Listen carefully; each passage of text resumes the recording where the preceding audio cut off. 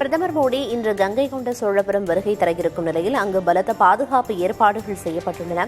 கூடுதல் விவரங்களை செய்தியாளர் அன்பரசன் வழங்க கேட்கலாம். அன்பரசன், பிரதமரின் வருகையொட்டி என்னென்ன பாதுகாப்பு ஏற்பாடுகள் அங்கு செய்யப்பட்டிருக்கு, என்ன விவரம்?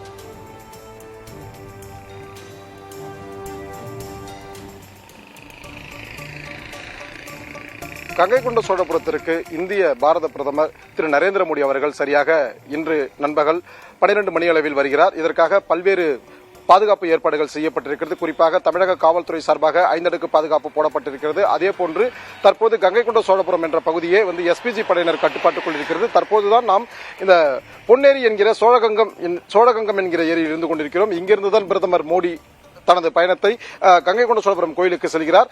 குறிப்பாக இந்த பகுதியில் தான் 3 ஹெலிபேடுகள் அமைக்கப்பட்டது. சரியாக 36 மணி நேரத்திற்குள் ஹெலிபேடுகள் ஏற்கனவே அமைக்கப்பட்ட ஹெலிபேடுகள் மாற்றம் செய்யப்பட்டு அந்த ஹெலிபேடுகள் தற்போது சோழகங்கம் ஏரி எனப்படக்கூடிய பொன்னேரியில் அமைக்கப்பட்டிருக்கிறது. இந்த ஏரியில் அமைக்கப்பட்ட இந்த ஹெலிபேடானது 36 மணி நேரத்திற்குள் அவசரமாக தயார் செய்யப்பட்டு தற்போது இங்கு பாதுகாப்பு பணி மேற்கொள்ளப்படுகிறது.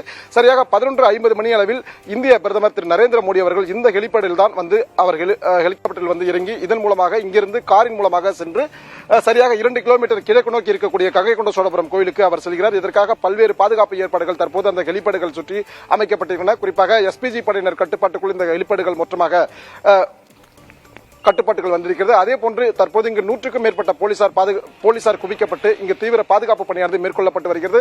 இங்கு ஏற்கனவே தயார் நிலைப்படுத்தப்பட்ட ஆம்புலன்ஸ், அதே போன்று மருத்துவ குழுக்கள் தயார் நிலைப்படுத்தப்பட்டிருக்கின்றன. அதே போன்று தீயணைப்பு வாகனங்கள் 5க்கும் மேற்பட்ட வாகனங்களும் இங்கு நிலைநிறுத்தி வைக்கப்பட்டிருக்கின்றன.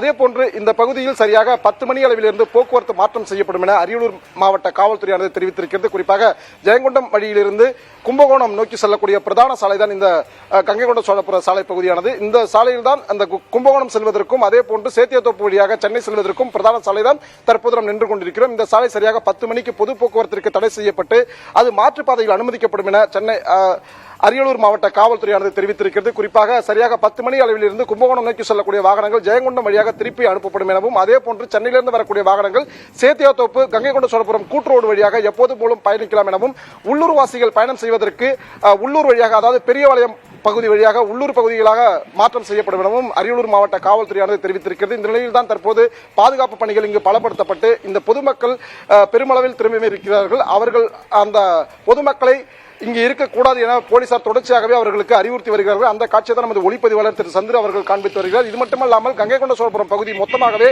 5 அடுக்கு போலீசார் பாதுகாப்பு போடப்பட்டு மொத்தமாக மத்திய மண்டல ஐஜி நிர்மல்குமார் ஜோஷி தலைமையில் 2500க்கும் மேற்பட்ட போலீசார் பாதுகாப்பு பணியில் ஈடுபட்டு வருகிறார்கள். ஒவ்வொரு பகுதியாக அவர்கள் தொடர்ந்து கண்காணிக்கும் பணியில் ஈடுபட்டு வருகிறார்கள். குறிப்பாக இருக்கக்கூடிய ஒவ்வொரு தெரு வழியாகவும் போலீசார் நிறுத்தப்பட்டு அங்கு வேற்று நபர்கள் யாரேனும் இருக்கிறார்களா, சந்தேகப்படும்படியான நபர்கள் யாரேனும் இருக்கிறார்கள் என நேற்று இரவு முதலே அவர்கள் தீவிர அந்த சோதனையில் ஈடுபட்டு வருகிறார்கள். அது மட்டுமல்லாமல் போலீசார் ட்ரோன் வாகனங்களை எடுத்து வந்து அதன் மூலமாக தொடர்ச்சியாக கண்காணிப்பு பணியில் ஈடுபட்டு வருகிறார்கள். அந்த காட்சியை தான் நமது தற்போது ஒளிப்பதிவாளர் சந்து அவர்கள் நேரலில் காண்பித்துக் கொண்டிருக்கிறார்.